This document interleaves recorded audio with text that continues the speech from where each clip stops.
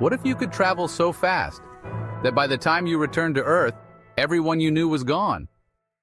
NASA's Parker Solar Probe is the fastest object humans have ever built. It travels at 430,000 miles per hour, but that's just 0.06% of the speed of light. Let's say we fly to Mars. At today's top speeds, a round trip takes about 6 months. Time dilation at that speed, less than a millisecond difference, basically nothing. Even going to Jupiter or Saturn, trips that take years, would only buy you a few seconds of time dilation. You'd come back just barely younger. Now let's go big. Proxima Centauri b, the closest exoplanet. It's 4.24 light-years away. At our fastest speed, that trip would take over 17,000 years one way. Now imagine you could travel at 99.9999% the speed of light to the Andromeda Galaxy, 2.5 million light-years away.